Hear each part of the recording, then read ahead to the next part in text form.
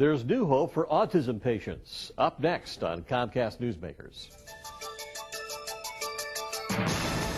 Bringing you the news and information you need from the people making a difference. This is Comcast Newsmakers.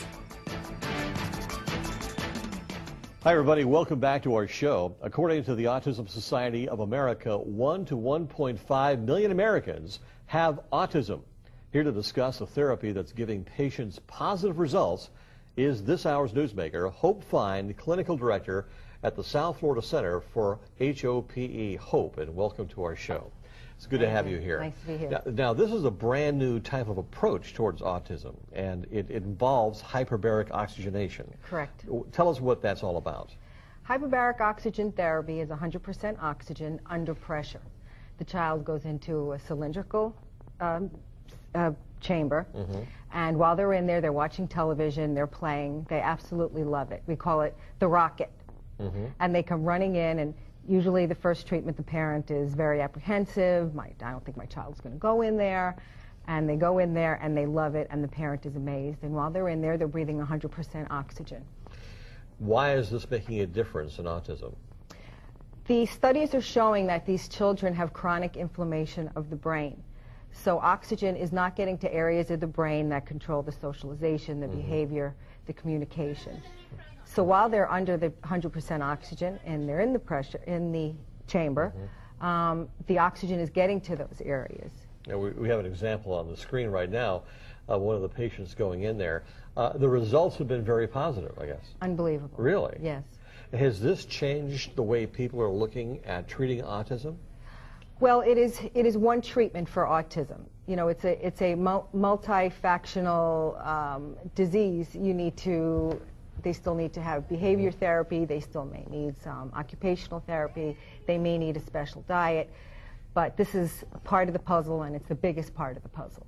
This makes everything come together. What happens to the brain that really benefits them when they go into this oxygenation chamber? Well, the oxygen decreases the inflammation, so that it allows the blood flow to get to those depressed areas. And you see results on an ongoing basis. How long do they stay into this chamber, by the way? They're in there about an hour and 15 minutes. Really? And yes. How many times a week? 5 days a week. 5 days a week? Yes. Okay. Yes. So is this something they have to do on an ongoing basis for the rest of their lives? Well, the standard protocol is 40 treatments.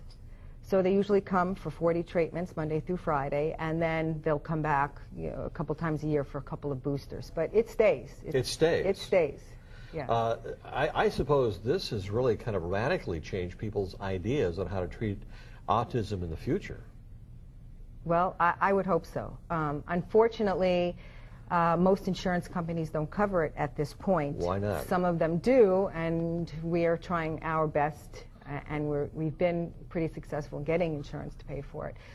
But their excuse is that there haven't been enough studies to support the evidence, even though there have been over 30,000 studies. And you've seen marked improvements. I've seen marked improvements, and I do very little as far as advertising. And when I have a parent call me, I tell them, don't talk to me, just sit in my lobby and talk to the other parents, and they are my best advertising. Physiologically, you've seen changes. Behaviorally, you've seen changes. What behavior does the child display after these treatments?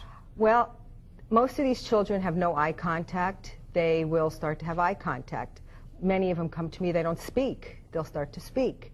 We had one little boy who came who didn't speak a word, and after his series of treatments, he started to speak. He came back 6 months later. He doesn't shut up now. I mean, he just spouts. So you see life-changing... Life changes. These children, most of them, they don't like to be touched. They're not emotional.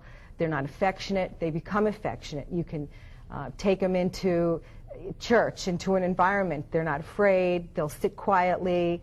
Their teachers see a dramatic difference with them as well. It's kind of almost the silver bullet, I guess, everybody was looking for. Well, I think so, yeah. Part of the puzzle. Yeah, it's a big part of the puzzle. Thanks very much. This hour's newsmaker has been Hope Fine discussing hyperbaric oxygen therapy for autism patients. I'm Spiro Canton. Thank you for joining us.